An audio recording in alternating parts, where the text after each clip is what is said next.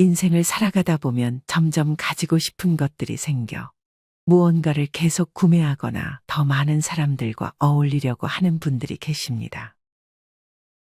반면 나이가 들수록 어떤 분들은 오히려 쓰지 않는 물건을 정리하고 불필요한 인간관계를 정리하는 삶을 살기도 합니다. 인간은 하나를 얻게 되면 그 다음은 내가 가지지 못한 것에 대해 더 욕심이 생기게 되고 이런 욕심은 끝이 없습니다. 하지만 이와는 반대로 비우면 비울수록 우리는 더 풍족해지고 자유로워집니다. 우리는 살면서 그리 많은 것이 필요치 않다는 것을 나이가 들수록 점점 깨닫게 됩니다. 버리면 오히려 인생이 더 풍요로워지는 것입니다. 아마 대부분의 사람들이 욕심을 부리며 소유하려는 것보다 하나씩 비워가는 삶이 더 좋다는 것을 머리로는 인지하고 있을 것입니다. 하지만 이처럼 무언가를 비워내는 것은 말처럼 쉬운 것이 아닙니다. 우리는 작은 것 하나씩 버리는 연습을 해야 합니다. 이것은 남이 아닌 내 자신의 행복을 위한 것입니다. 그렇다면 우리는 우리가 지금 가지고 있는 것 중 어떤 것들을 비워내야 할까요? 오늘은 나이가 들어갈수록 버려야 할 3가지에 대해 알려드리겠습니다. 첫 번째는 불필요한 물건을 버리는 것입니다. 대부분의 사람들이 집안에 1년 이상 쓰지 않은 물건들이 1가지 이상 있을 것입니다. 물론 이보다 훨씬 많은 사람들도 있습니다. 이렇게 안 쓰는 물건들을 제때 버리지 않는다면 먼지만 쌓여 청소할 거리만 늘어나게 됩니다. 1년 이상 사용하지 않은 물건은 앞으로도 사용하지 않을 확률이 상당히 높은 물건입니다. 물건을 버리지 못하는 사람들은 대개 일단 놔두면 나중에 언젠간 쓰게 될 날이 오게 될 수도 있으니 아까워서 버리지 않는 경우가 많습니다. 물론 아주 가끔은 나중에 필요해지는 경우가 생길 수는 있습니다. 하지만 99%는 대부분 사용하지 않을 확률이 더 높습니다. 그러니 공간만 차지하고 먼지만 쌓이는 물건들은 빠르게 처리하는 것이 좋습니다. 누군가는 물건을 버리지 않는 것을 알뜰하다고 할 수 있지만 너무 과도한 알뜰함은 오히려 좋지 않을 수 있습니다. 특히나 환경 호르몬이 많이 나오는 플라스틱 용기나 유통기한이 지난 방향제, 온갖 세균이 가득한 오래된 칫솔 등과 같은 물건들은 제일 먼저 처리해야 합니다. 이뿐만 아니라 물건을 잘 치우지 않게 되면 온갖 세균과 벌레들이 거기서 서식할 것입니다. 또한 신발을 너무 오래 신는 분들이 계십니다. 하지만 너무 낡은 신발은 오히려 우리의 관절을 안 좋게 만들 수 있습니다. 오래될수록 더 빨리 닳아버리기 때문에 신발의 제 기능을 수행하지 못하기 때문입니다. 이런 건강과 관절에 연관된 부분들은 특히나 신경 써서 버리거나 바꿔주는 것이 좋습니다. 사실 그래도 불필요한 물건들이 집에 그리 많지 않다면 크게 문제될 것은 없지만 간혹 물건을 집에 쓰레기처럼 쌓아 보관하시는 분들이 계십니다. 예전에 뉴스에서도 이것이 이슈가 됐었던 적도 있었습니다. 이런 행동을 우리는 저장 강박증이라고 부릅니다. 저장 강박증이란 사용 여부와는 관계없이 어떤 물건이든 버리지 못하고 쌓아두는 일종의 강박장애입니다. 이런 저장 강박증은 우리의 생각보다 많은 분들이 겪고 있는 증상입니다. 다음은 국립정신건강센터에서 제공한 저장 강박증의 주요 증상 체크리스트입니다. 첫째, 특정한 주제나 분야를 가리지 않고 물건을 저장한다. 둘째, 쌓여있는 물건으로 일상생활에 지장을 받는다. 셋째, 물건의 사용 여부에 관계없이 계속 저장한다. 넷째, 필요하지 않은 물건이지만 버릴 경우 불쾌한 기분이 든다. 5째, 유통기한이 지나 상한 음식임을 확인했음에도 버리지 못한다. 6째, 사소하고 작은 물건, 쓰레기에도 가치를 부여한다. 여러분은 이 중 몇 가지에 해당되시나요? 이 중에 대부분의 사항에 해당된다면 저장 강박증을 의심해 볼 수 있습니다. 이 같은 저장 강박증이 생기는 데에는 다양한 원인이 존재합니다. 전문가들은 우선 저장 강박 증상과 저장 강박증을 구분하는 것이 중요하다고 말합니다. 저장 강박 증상은 치매나 기질성 뇌손상, 우울 장애 같은 질환에서 나타날 수 있는 증상입니다. 이렇게 저장 강박 증상을 보이더라도 모두가 저장 강박증인 것은 아닙니다. 저장 강박증은 정신적인 문제와 연관이 있습니다. 이런 증상을 보이는 대다수의 사람들은 스트레스나 마음의 상처를 가지고 있는 경우가 많습니다. 이런 사람들은 시도 때도 없이 치이는 인간관계보다는 한결같고 변함없는 물건에서 위로와 평안을 얻는 것입니다. 이로 인해 물건을 의인화하기까지 하고 다른 사람의 물건에도 애착을 가지는 경우가 있다고 합니다. 다음은 저장 강박증의 지인을 두고 있는 어느 한 분의 사연을 들려드리겠습니다. 제 친구는 어머님과 같이 사시는데 집안의 냉장고 4대의 김치가 다 쉬어빠지고 장롱에 물건이 넘쳐나는데도 또 장롱을 주워 가져다 놓으시고 그 장롱이 방을 다 차지해 심지어 방에서 잠을 자지 못하는 지경에 이르렀습니다. 뿐만 아니라 못 쓰는 가구, 수십 년도 넘어 제 기능도 안 되는 걸 모아 밥통만 5개, 베란다는 발 디딜 곳이 없어서 쓰레기 전쟁만 11년째 반복하고 있다고 합니다. 친구는 하루하루 지옥에서 살고 있다고 합니다. 자기가 버리면 엄마가 또 주워오고 이 과정을 무한 반복하고 있다고 합니다. 참으로 안타까운 사연입니다. 간혹 이런 저장 강박이 있으신 분들에게 봉사자들이 와서 대신 치워주기도 하는데 이것은 좋은 방법이 아닐 수 있습니다. 이건 해외에서도 결과가 안 좋다는 사실이 이미 밝혀졌습니다. 조금씩이라도 자신이 직접 치우게 유도를 해야지 그렇지 않고 그냥 치워주기만 한다면 1년도 안 돼 똑같이 집에 물건이 쌓여 있을 확률이 높습니다. 이보다는 근본적인 대책이 필요해 보이는 것이 사실입니다. 자신의 저장 강박증이 심하다고 생각하는 분들은 전문가와 꼭 상담을 받아보시는 것이 좋습니다. 하지만 이런 강박증이 그렇게 심하진 않지만 개선을 원하시는 분들은 기존에 있던 물건을 시간차를 두고 하나씩 버리는 연습을 해보시는 것이 좋습니다. 아니면 1년에 하루 이틀 정도는 물건을 버리는 날을 딱 정해서 그때 1년 동안 쓰지 않는 물건을 전부 버리는 것도 좋습니다.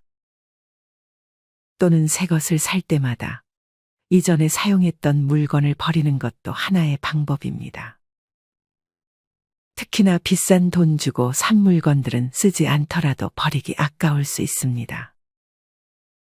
하지만 대부분 결국 버리게 되는 것이 현실이기에 최대한 빠르게 처리하는 것이 좋습니다. 물건뿐 아니라 사진 같은 것들도 중요한 사진만 남겨두고 버리는 것이 좋습니다. 물건을 쌓아두는 것도 버리는 것도 결국에는 습관과 관련이 있습니다. 이제부터라도 물건을 하나씩 정리하는 습관을 만드는 것이 좋습니다. 나이가 들수록 버려야 할 2번째는 지난 과거에 대한 미련과 후회 그리고 복수하고자 하는 마음입니다. 물론 사람마다 과거에 겪은 일들이 다 다르기 때문에 함부로 이것에 대해 말하기는 어렵습니다. 해당 일을 겪어보지 않은 사람들은 절대 이해를 할 수 없는 것도 사실이기 때문에 쉽게 얘기할 수 없는 부분이기도 합니다. 이 중 가족이나 친지들이 준 상처는 치유가 훨씬 어렵습니다. 특히나 어릴 때 받은 상처들을 용서해 주기란 결코 쉬운 일이 아닙니다. 아예 안 보고 살아도 생각나는 것이 과거의 일인데 안 볼 수도 없는 상황이라면 훨씬 더 괴로우실 것입니다. 어떤 한 분은 어릴 때 부모에게 받은 상처 때문에 50년 가까이 지옥에서 살았다고 합니다. 그러다가 부모님이 다른 자식에게만 유산 상속하고 이제껏 부려먹은 자신에게는 눈치 보는 것을 보고 그동안 감사했습니다. 안녕히 계십시오 인사드리고 인연을 완전히 멀리한 분도 계십니다. 이렇게 안 보게 되면 상처가 아예 없어지는 것은 아니지만 그나마 감정이 누그러지기도 할 수 있습니다. 더 문제는 상처 준 사람과 계속 옆에서 같이 살아야 하는 분들입니다.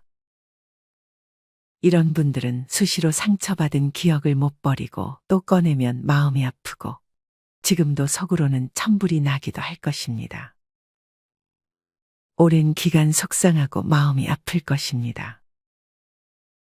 여기서 남이 아닌 부모 형제들이 마음의 상처와 금전적인 손해를 끼치고도 만약에 뻔뻔하게 행동을 한다면 더욱더 힘들 것입니다. 하지만 이러한 과거에 대해 계속 생각하고 누군가에 대한 원망을 하는 것은 나 자신에게 좋지 않을 수 있습니다. 앞서 얘기했듯 함부로 용서하라는 말은 할 수 없습니다. 다만 이런 원망과 후회가 나에게 좋지 않은 영향을 끼치기 때문에 하지 않을 수 있다면 되도록 원망하지 않는 것이 좋을 수 있습니다. 이것이 생각만큼 쉽지 않습니다. 오히려 생각하지 말아야지 할수록 더 생각이 날 수도 있습니다. 70의 나이에도 아직 버리지 못하는 한 맺힌 사연을 누덕누덕 달고 사시는 분도 계십니다. 물론 아예 상처를 없애는 것은 힘들 수 있지만 최대한 그것에서 멀어지게끔 하려는 노력을 할 수는 있습니다. 누군가 최고의 복수는 복수를 하지 않는 것이라는 말을 하기도 했습니다. 최대한 무시하고 나 자신의 인생에 집중하고 나 잘 사는데 집중하는 것이 현명한 것입니다. 상대를 위해 용서를 하는 것이 아닙니다. 오로지 나 자신을 위해 용서하는 것입니다. 미워해봤자 내 마음만 힘들고 현재에 감사할 수 있고 건강하게 살 수 있는 것이 축복입니다.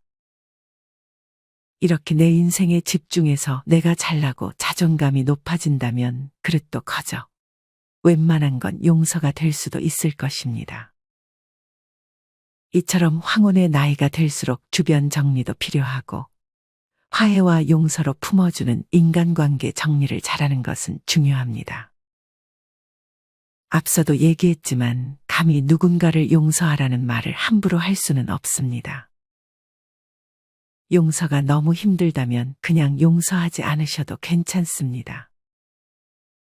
하지만 할 수 있다면 상대를 위한 용서가 아닌 나 자신을 위해 용서한다는 마음을 가지신다면 과거의 아픔 기억 다 버리고 현재의 기쁨 추억만 간직하며 멋진 인생 후반전을 보낼 수 있을 것이라 생각합니다. 나이가 들수록 버려야 할 세 번째는 나를 힘들게 하는 주변 사람입니다. 이 말은 아마 지겹도록 들은 이야기일 수 있습니다. 하지만 그만큼 중요하기 때문에 많은 사람들이 강조해서 이야기를 드리는 것입니다. 우리 주변에는 부정적인 사람, 속과 겉이 다른 사람, 음흉한 사람, 기본적인 도덕을 모르는 사람 등 나를 힘들게 만드는 주변 사람들이 존재합니다. 하지만 대부분 외롭다는 이유로, 오래됐다는 이유로 인연을 잘 정리하지 못합니다. 이런 사람들은 내 소중한 돈과 시간 그리고 마음을 빼앗아 갑니다. 이미 이런 주변 사람들을 정리한 분들은 복잡하고 스트레스 받는 인간관계를 정리하고 자신의 인생과 취미에 집중을 하면서 평화롭고 행복한 하루하루를 보내시는 분들이 많이 있습니다. 또한 끊을 때는 힘들었지만 시간이 지나 홀가분하고 아쉬움이 없다라고 말하는 분들이 많습니다. 하지만 아직 부정적인 관계를 끊지 못하고 있는 분들은 그 상대방과 만나는 횟수를 차차 줄여나가 보는 것도 좋습니다. 6개월에 한 번, 1년에 한 번 정도만 만나고 1년에 한 번 정도 만나는 건 괜찮다는 느낌이 들면 굳이 정리는 하지 말고 지금처럼 가끔만 만나는 것도 좋습니다. 하지만 만날 때마다 기분이 안 좋아지는 사람들은 만남을 미루다가 관계를 정리를 하는 것도 좋습니다. 이렇게 너무 인연을 한 번에 정리하기보다는 차차 만나는 횟수를 줄여나가면서 관계에 대해 생각하는 것도 좋은 방법입니다. 그러나 단순히 친구나 지인이 아니라 가족이라면 관계를 정리하기가 어려울 수 있습니다. 특히나 정말 나를 힘들게 하는 가족을 둔 분들은 계속 관계를 이어가지도 끊지도 못하는 힘든 상황이 발생할 수 있습니다. 이렇게 참다가 내가 몸이라도 안 좋아지면 이것은 앞서 설명드렸던 원망과 증오의 마음으로 이어질 수 있습니다.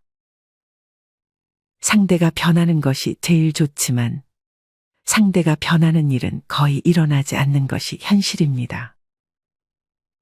그렇다면 내가 할 수 있는 것을 해야 합니다.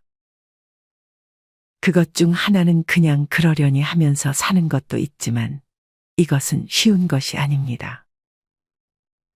그렇기 때문에 오히려 최대한 인연을 멀리하는 것이 좋은 방법일 수 있습니다.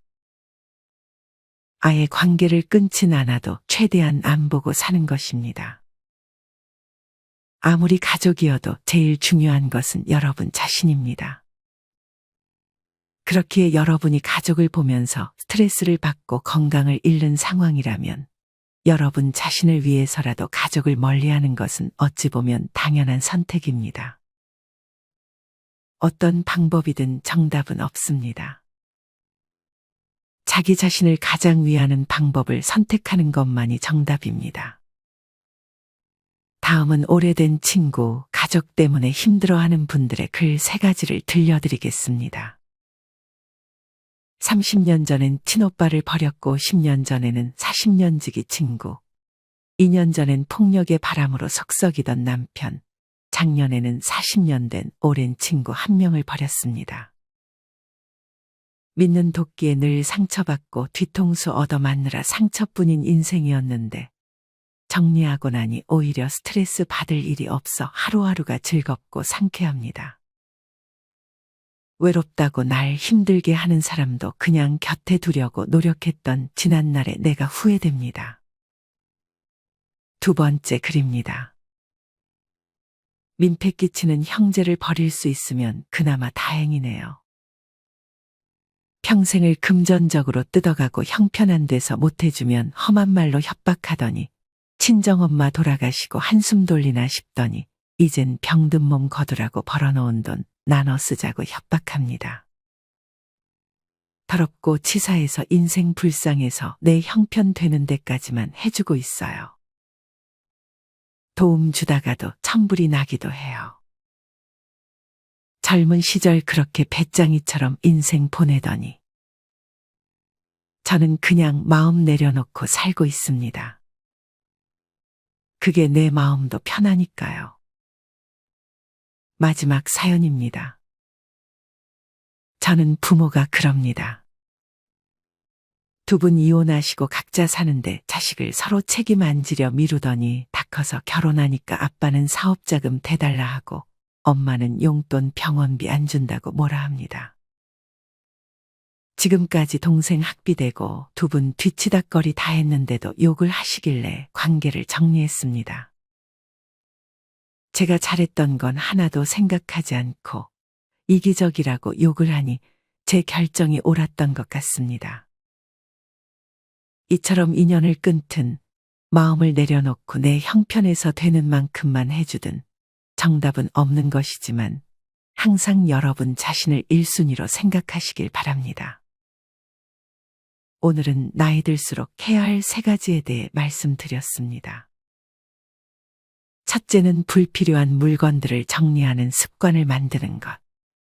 둘째는 과거에 대한 후회와 미련, 원망보다는 나 자신의 삶에 집중하는 것. 마지막 셋째는 나를 힘들게 하는 인간관계를 정리하는 것입니다. 이 밖에도 자녀에 대한 사랑을 조금만 절제하는 것이 좋습니다. 자녀가 어릴 때는 자녀 교육비에 많은 돈을 쓰고 자녀가 크면 취업하기 전까지 용돈, 결혼하면 결혼자금, 사업자금 등 끊임없이 자녀에게 돈으로 사랑을 베푸는 분들이 많습니다. 하지만 이렇게 하게 되면 불행한 노후를 살게 될 확률이 더 높아지게 됩니다.